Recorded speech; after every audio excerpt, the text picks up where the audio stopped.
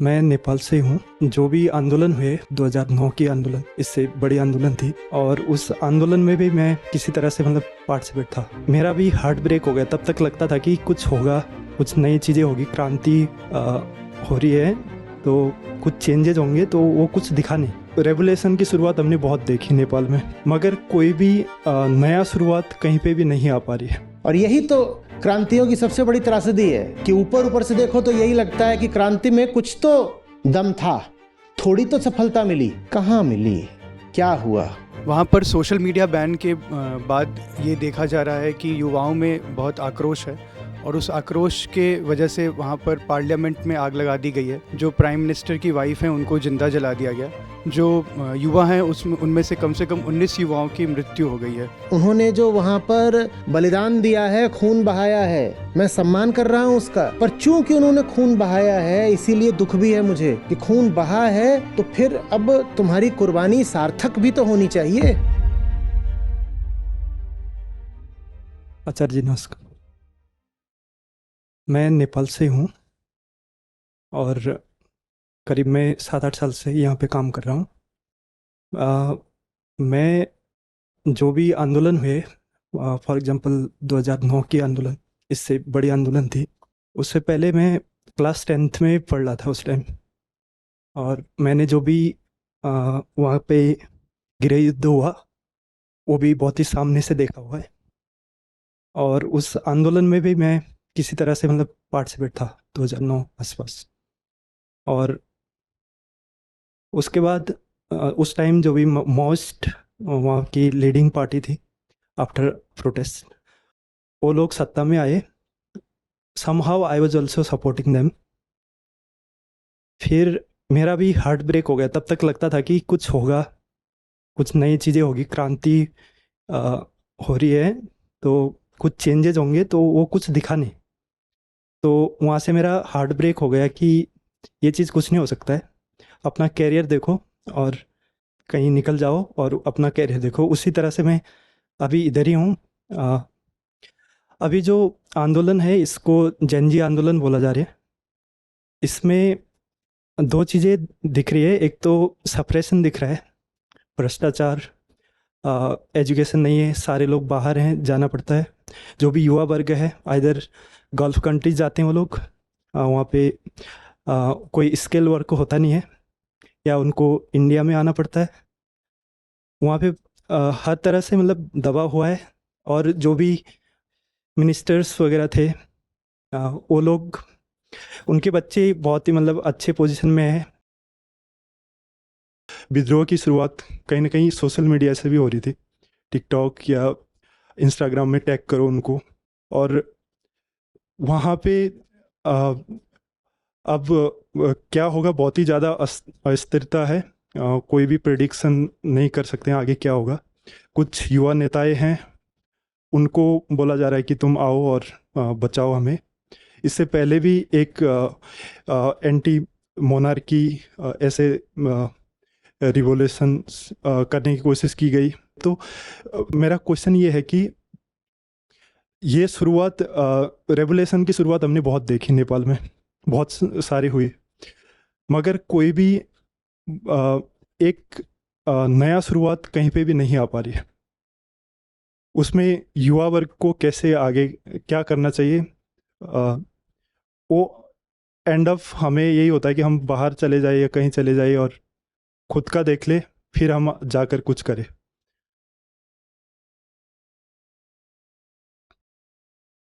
देखिए, ये तो वही है, हार्ट ब्रेक ही है। आप एक जवान आदमी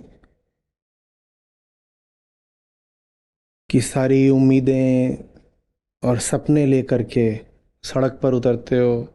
आप दिल से चाहते हो कि बदलाव हो, देश बेहतर बने, खुशहाली आए, लोग पढ़ें लिखें, संपन्नता भी आए, जो भी सब अच्छी चीज़ें होती हैं आए। आप ये सब चाहते हो, फिर आप एक दिन देखते हो कि आसमान गूंज रहा है क्रांति के नारों से। आपको लगता है वो दिन आ गया। आपको लगता है कि अब कुछ सचमुच बदलेगा, कुछ नया होगा। और आपकी उम्मीदें उस दिन पूरी तरह से ढह जाती हैं जिस दिन कोई आपको याद दिलाता है कि किसी ने कहा था the more things change the more they remain the same. अब आप क्या करोगे? जब तक हालात ख़राब थे तब तक आपको एक आशा थी कि किसी दिन क्रांति होगी और उस दिन कुछ अच्छा हो जाएगा। अब तो क्रांति भी हो गई, आप किसके भरोसे जियोगे? फिर तो यही बचता है कि चलो कहीं और चलो, या अगर यहाँ भी रहना है तो निस्तेज नाउम्मीद होकर के रहो, और कोई बहुत योद्धा बन भी रहा हो, क्रांतिवीर बन रहा हो, तो उसको यही बोलो कि बेटा इन सबसे कुछ होना नहीं है, चुपचाप अपनी ज़िंदगी और अपने करियर पे ध्यान दो। हमने भी बहुत क्रांतियाँ देखी हैं, कुछ होता नहीं है। ये नेपाल नहीं, हर देश की कहानी है। भारत में भी क्रांतियाँ हुई हैं, संपूर्ण क्रांति। जयप्रकाश नारायण को याद कर लीजिए, और ये आज़ादी के बाद की बात है, अभी 75। और आज़ादी के पहले तो अनगिनत क्रांतियाँ, छोटे छोटे स्तर पर, कुछ बहुत बड़ी वाली भी। 1931 1942 आप कहोगे बड़ी वाली हैं, 1921, और बीच बीच में न जाने कितनी छोटी छोटी छोटी। कुछ उनसे आते हैं बदलाव। आप दुनिया भर में अगर देखेंगे आपको रिवॉल्यूशन पे रिवॉल्यूशन दिखाई देंगे, English, French, Spanish, German, American. कुछ तो बदलाव आते ही हैं। गृह युद्ध आपने कहा, अमेरिकी गृह युद्ध हुआ तो उससे कुछ तो बदलाव आया ही, लेकिन कितना कितना? उतने से अगर एक आदमी राजी हो जाए, खासकर एक जवान आदमी राजी हो जाए, तो फिर बात ही क्या है। उतने से नहीं आपका पेट भरेगा। सचमुच जितना बदलाव आप चाह रहे हो उसका शतांश भी नहीं ला पाती एक सफल क्रांति भी। अभी अरब स्प्रिंग हुई थी, वो अरब देशों में थी, कितना बदलाव आ गया।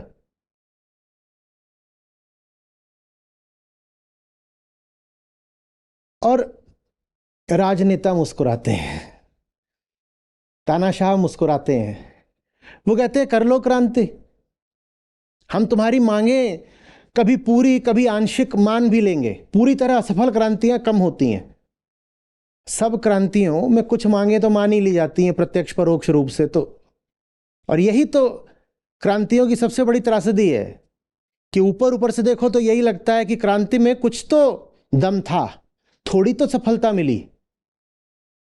कहां मिली? क्या हुआ?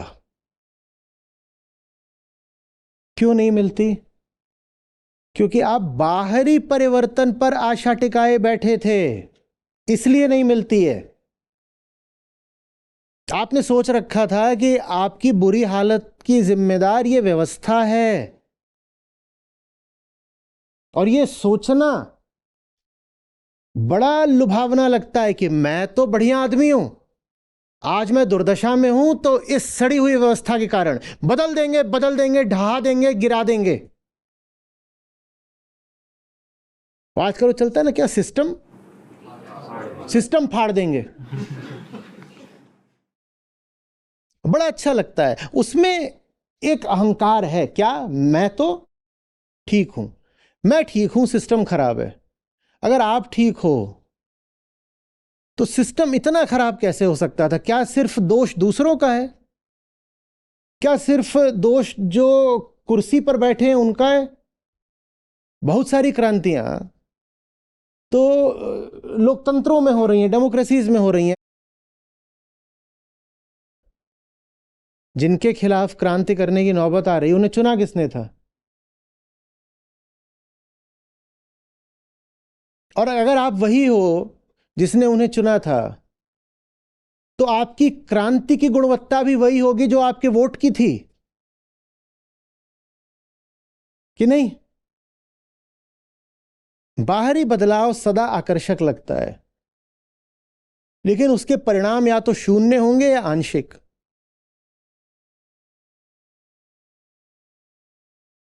क्रांति शुरू सदा यहां होनी चाहिए, सदा यहां होनी चाहिए। और जितने भी सत्तासीन लोग हैं वो यहां क्रांति शुरू नहीं होने देंगे, शिक्षा व्यवस्था से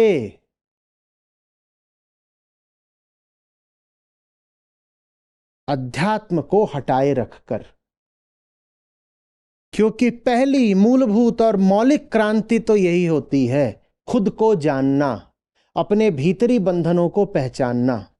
जो आपको गुलाम बना के रखना चाहता है वो एक काम निश्चित करेगा, वो आपको कभी आपके बारे में जानने नहीं देगा।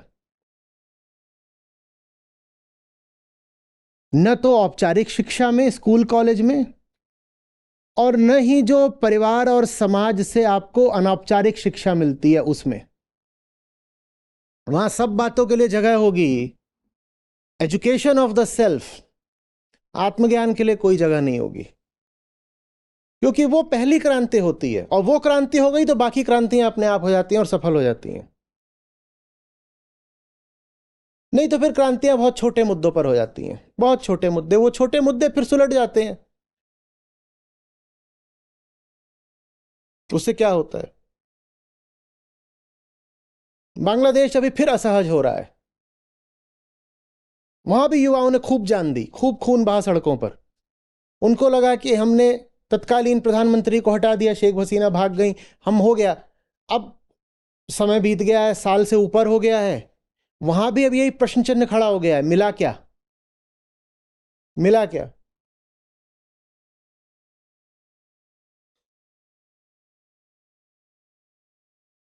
जहां पर क्रांतियां दबा दी जाती हैं, चीन ने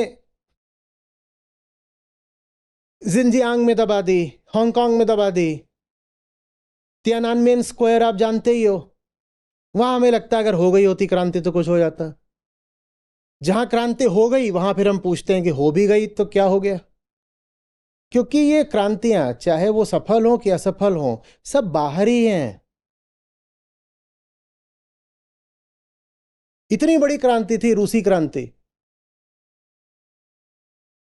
वहां फिर तानाशाह है, जार कहीं चला गया, जार कहीं चला गया, वो 97% वोट लेकर वापस आया है।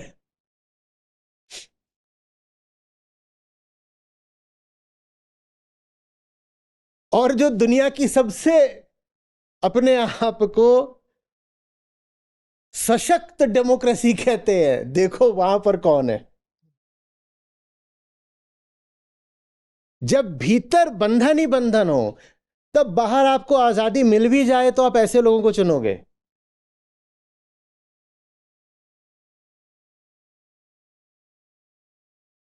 और आप बोलते रहिए भले ही कि अरे नहीं नहीं नहीं, ये तो गलत आदमी को चुन लिया अमेरिका ने, देखो भारत के साथ भी बुरा कर रहा है। अप्रूवल रेटिंग्स पता है ना कितनी है? हाँ, खुश हैं लोग, ये बड़ा सही बंदा है, एकदम सही वोट दिया है।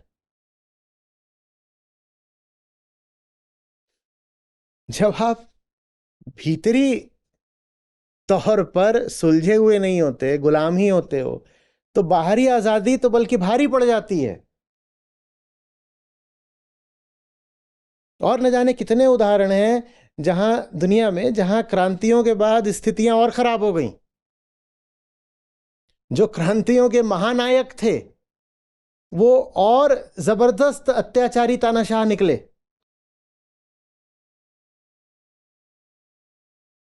आप द्वितीय विश्व युद्ध के बारे में पढ़िएगा,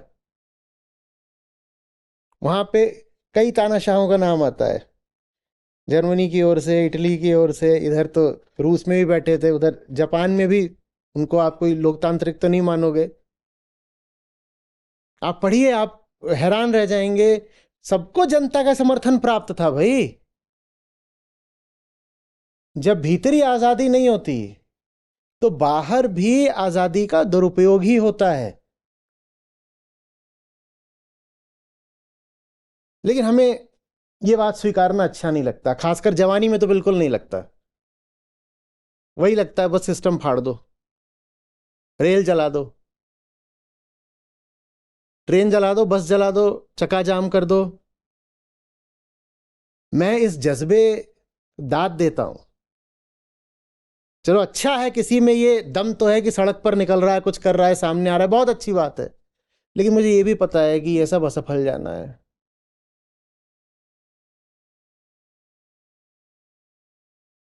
हमारे यूपी बिहार में तो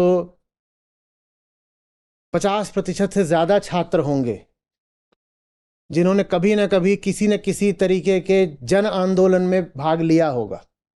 उसका यही मतलब होता है, हाईवे जाम कर दो, ट्रेन के सामने बैठ जाओ, कहीं किसी सरकारी दफ्तर में घुस जाओ, जेल की घेराबंदी कर दो, यही सब। धरना प्रदर्शन, झंडियां लेकर के दुकानों के शटर गिरा दो, बहुतों ने किया होगा। क्या क्या मिल गया? हंसते हैं, ये सब हंसते हैं, बहुत हंसते हैं। जो ये सब हमारे हैं नेता पॉलिटिशियन, बहुत हंसते हैं, कहते हैं चलो अच्छा है, कोई नया युवा नेता उभरा है, कुछ भीड़ इसने इकट्ठा कर ली है, बहुत जज्बा है, नारे लगवा रहा है, अच्छा है अच्छा है, करने दो। कहते हैं अगर ये सफल हो गया, अगर ये असफल हो गया तो धूल हो जाएगा, और अगर ये सफल हो गया तो हमारे जैसा हो जाएगा। करने दो। इसकी सबसे बड़ी हार ये होगी कि ये सफल हो जाए, क्योंकि अगर ये सफल हो गया तो बिल्कुल हमारे ही जैसा हो जाएगा। करने दो। सबसे बड़ी क्रांति होता है एक जगा हुआ आदमी। क्रांति की इकाई व्यक्ति है। समझ रहे हैं आप? ये समाज क्या चीज होता है? समाज तो एक सिद्धांत है, समाज तो सिद्धांत है। चैतन्य इकाई तो व्यक्ति है ना, तो क्रांति भी व्यक्ति के स्तर पर ही संभव है। व्यक्ति सब सोए हुए हैं, बुझे हुए हैं, और भीड़ कह रही है क्रांति क्रांति, तो मजाक है बस, और क्या है।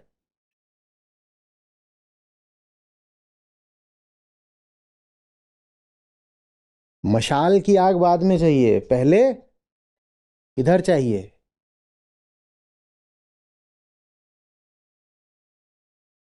वास्तविक क्रांति होती है स्कूलों में, कॉलेजों में। कॉलेज बंद करा के नहीं, नारे लगवा के नहीं, कॉलेज खुलवा के, क्लासरूम चलवा के, वो है क्रांति। जब एक योग्य शिक्षक बैठा होता है ना अपने छात्रों के सामने, वहां हो रही है क्रांति। फिर चाहे वो समाजशास्त्र पढ़ा रहा हो और चाहे विज्ञान पढ़ा रहा हो, वहां हो रही है क्रांति। इसीलिए तानाशाहों को यूनिवर्सिटीज पसंद नहीं आती। देखिए अमेरिका में हार्वर्ड का क्या चल रहा है अभी।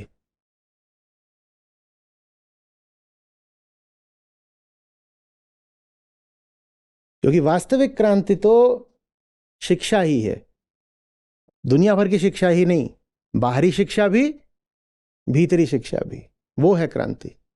पर वो लगती नहीं है क्रांति जैसी। वहां तो लगेगा कि हाँ तो सब बड़े अनुशासन से, व्यवस्था से बैठे हैं और शांत और मौन होकर सुन रहे हैं, तो ये क्रांति थोड़ी है, वही असली क्रांति है। आत्मा का मौन उद्घोष लाखों की भीड़ के नारों से ज्यादा प्रबल होता है। लोग कहते हैं ना भारत में ज्यादा क्रांतियां क्यों नहीं हुई? क्योंकि भारत उन जगहों में से है, बहुत दुख की बात है, बड़े अफसोस से कहना पड़ता है, जहां पिछली शताब्दियों में मन को सबसे ज्यादा जकड़ कर रखा गया। और क्रांति की शुरुआत तो असली यहां से ही होनी है ना। जब मन को इतना बांध दोगे रूढ़ में, मान्यता में, तो कौन सी क्रांति? उसके बाद अगर कुछ तरीके के आंदोलन होंगे भी तो छोटे छोटे उद्देश्यों के लिए हो जाएंगे, बहुत संकीर्ण उद्देश्यों के लिए आंदोलन हो जाएंगे, उनसे कुछ होना हवाना नहीं।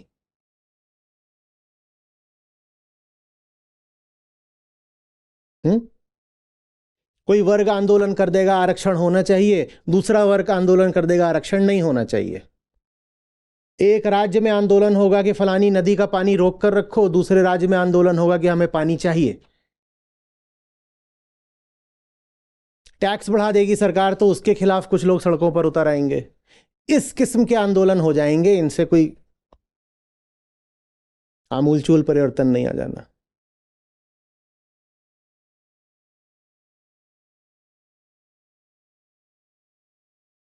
बताइए।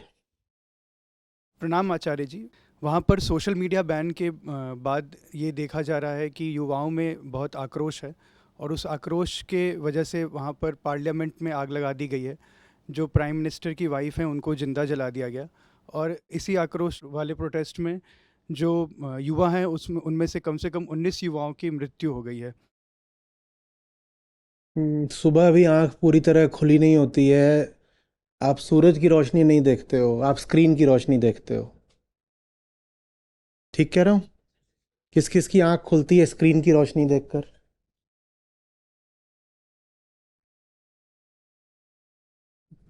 पक्षियों का कलरव पड़ता है सुबह सुबह कान में, चिड़ियां चहचहाती हैं सुबह उठते हो तो, या क्या आवाज आती है पहली?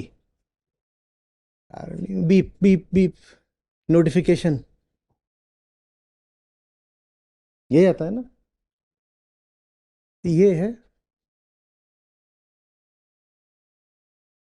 नेपाल भर की बात नहीं है, ये चीज तो हर जगह की है, भारत की है, पूरी दुनिया की है। मैं क्रांतियों का बड़ा पक्षधर हूं। मैं तो चाहता हूं कि जबरदस्त क्रांति हो और इसके लिए मैं युवाओं का मुंह तकता हूं कि हो क्रांति। जवान लोग थे,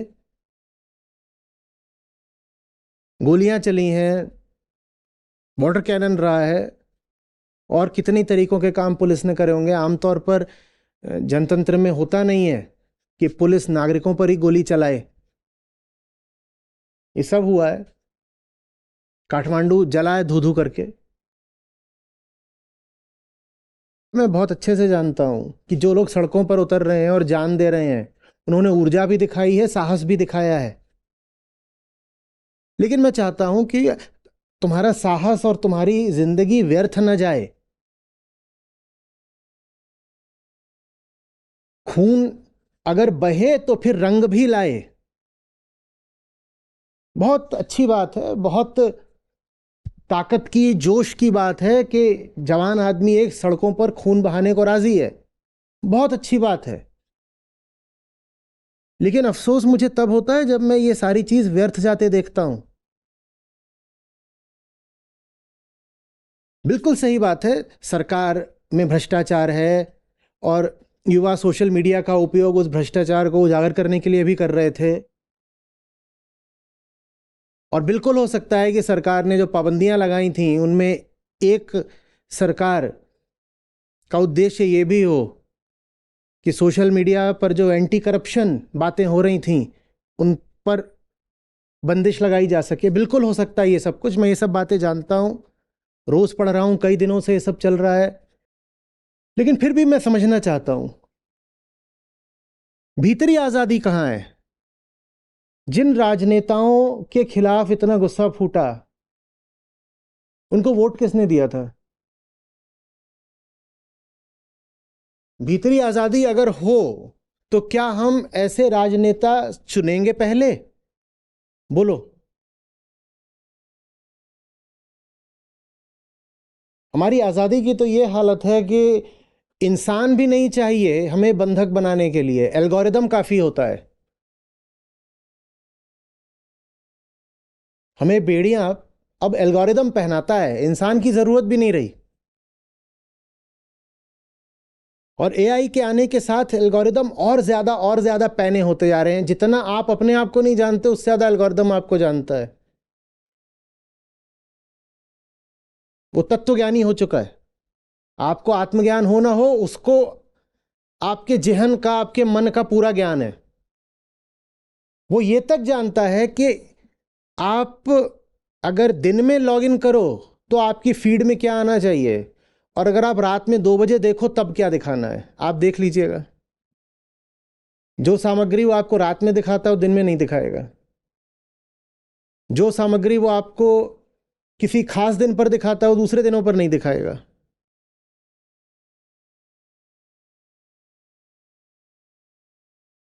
बिल्कुल आज़ादी होनी चाहिए और आज़ादी के लिए क्रांति होनी चाहिए, विद्रोह होना चाहिए, युवाओं को सड़कों पर बेशक उतरना चाहिए,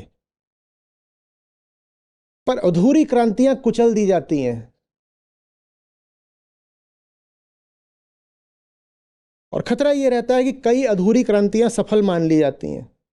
उन्होंने जो वहां पर बलिदान दिया है, खून बहाया है, मैं सम्मान कर रहा हूं उसका, पर चूंकि उन्होंने खून बहाया है इसीलिए दुख भी है मुझे कि खून बहा है, तो फिर अब तुम्हारी कुर्बानी सार्थक भी तो होनी चाहिए। बिल्कुल हो, जबरदस्त क्रांतियां हो, जैसी हुई है वैसी हो, उससे और ज्यादा सघन हो, तेज हो, प्रज्वलित हो, मैं कहूं हर देश में हो, बिल्कुल होनी चाहिए। लेकिन और ठोस आधार पर और ऊंचे लक्ष्यों के लिए कहां है युवा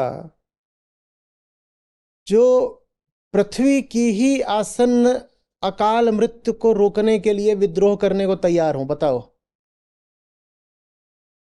बोलो। अमेरिका में इस समय क्लाइमेट के खिलाफ दुनिया का सबसे बड़ा अपराध चल रहा है। ऑयल, गैस, इनके खनन के, इनके रिफाइनमेंट के और फिर इनके निर्यात के लाइसेंसेस को फास्ट ट्रैक किया जा रहा है। माने तेज गति से फॉसिल फ्यूल निकाला भी जाएगा, प्रोसेस भी किया जाएगा, एक्सपोर्ट भी किया जाएगा, और ये सब सूचना पब्लिक डोमेन में ना पहुंचे, इसके लिए जितने भी इंफॉर्मेशन डिसेमिनेटिंग प्रोग्राम थे, किसी को डिफंड किया जा रहा है और किसी को बैन किया जा रहा है। कर रहे हैं क्या युवा कोई क्रांति? कर रहे हैं? कोई क्रांति नहीं दिखाई दे रही। क्रांतियां चाहिए, पर सही मुद्दों के लिए चाहिए, गहरे मुद्दों के लिए चाहिए।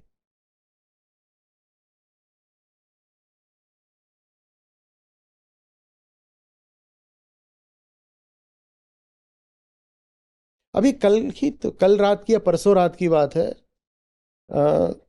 वो जो फ्लाईओवर है नोएडा में, जो सेक्टर 18 से फोर्टिस की तरफ जाता है, उस पर एक गाड़ी जल रही थी। किसी ने देखा था? रात के 11 बजे के आसपास का समय होगा, और जल रही थी, भयानक जल रही थी। इस कदर जल रही थी कि गाड़ी का मेक मॉडल कुछ पता नहीं चल रहा था, इतना वो आग की लपटों में घिरी हुई थी, कुछ नहीं पता चल रहा था कौन सी गाड़ी, बस दूर से। और ट्रैफिक जैम लगा हुआ था, ट्रैफिक जैम लगा हुआ था। और उस तरफ जब तक मैं पहुंचा था तो फायर ब्रिगेड आ गई थी, वो उसे पानी डाल रही थी, पर उसके बाद भी वो ट्रैफिक जैम क्यों लगा हुआ था? नहीं, देख नहीं रहे थे, गाड़ियों के ऊपर खड़े होकर के बना रहे थे। डिवाइडर है, डिवाइडर के उस पार गाड़ी जल रही है और इस पार गाड़ियों के ऊपर खड़े हो करके, कोई बोनट पर ऐसे चढ़ा हुआ है, एक तो गाड़ी के ऊपर ही खड़ा हुआ था छत पर, वहां से बना रहे थे कि यहां से बढ़िया सीन आएगा, कोई ऑब्स्ट्रक्शन नहीं है।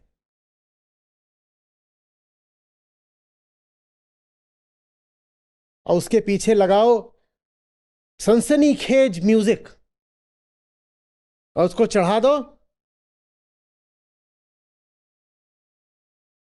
व्यूज बटोरो, लाइक्स बटोरो, जो भी उससे फिर मिलता हो।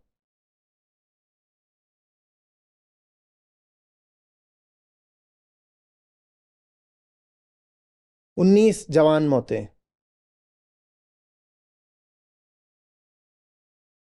उनको ऊंची से ऊंची श्रद्धांजलि यही हो सकती है कि संपूर्ण क्रांति हो। वो क्रांति करने ही निकले थे, क्रांति होनी चाहिए।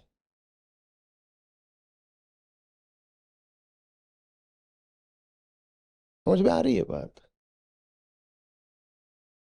गुस्सा अच्छी बात है, हमें चाहिए जवानी का जुनून, हमें चाहिए तमतमाए तेवर, सही उद्देश्य के लिए।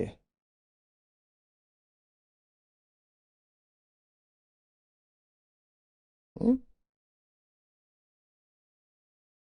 नहीं तो जो हमें बंधन में रखते हैं वो जीत जाएंगे, एकदम जीत जाएंगे। छोटा सा लक्ष्य दोगे अगर क्रांति को तो आग ठंडी पड़ जाएगी, वो लक्ष्य मिल जाएगा। अगर लक्ष्य बस यही है सरकार गिरानी है तो सरकार गिर जाएगी। सरकारें तो इतनी आती हैं चली जाती हैं। अगर लक्ष्य बस इतना सा है कि कोई नियम बन गया है, वो नियम वापस होना चाहिए, तो वो नियम वापस हो जाएगा। स्थितियां लेकिन बदलेंगी नहीं पूरी तरीके से। अंदरूनी आज़ादी चाहिए, और उसका मतलब ये होता है कि मुझे पता हो मेरे मन पर कब्जा किसने कर रखा है। मुझे पता हो कि मैं अपने ऊपर किसी को हावी नहीं होने दूंगा। यहाँ पर, यहाँ जो आप पर हावी होता है ना, वो ज़रूरी नहीं है कि ताकत दिखाकर और डराकर ही हावी हो। वो लुभा कर भी हावी होता है, वो बरगला कर भी, भ्रमित करके भी हावी होता है। ये होती है अंदरूनी आज़ादी। गौर से देखना कि कौन भीतरी तौर पर मुझ पर हावी है, कौन चढ़ा बैठा है मेरे विचारों पर, मेरी मान्यताओं पर। कहां से आ रही हैं मेरी धारणाएं, मेरे संस्कार। उसको गौर से देखना, और गौर से देखने मात्र से ही बेड़ियां पिघलने लगती हैं, हमारी नजरों में आग होती है। ये होती है संपूर्ण क्रांति। हाँ, उसके बाद फिर दिखाई दे कि बाहर कोई है जो अभी भी जंजीरें लेकर के खड़ा है, फिर बाहर भी भिड़ जाओ उससे। पर भीतरी तौर पर अभी गुलाम हो, और बाहर बंदूकें, तलवारें, मशालें, तो बात बनेगी नहीं।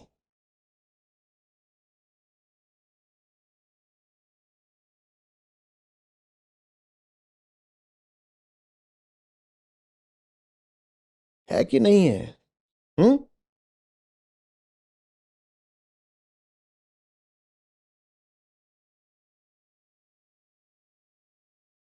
छोटी चीज के लिए शोर मचाओगे तो छोटी चीज तुमको दे दी जाएगी, शोर खत्म।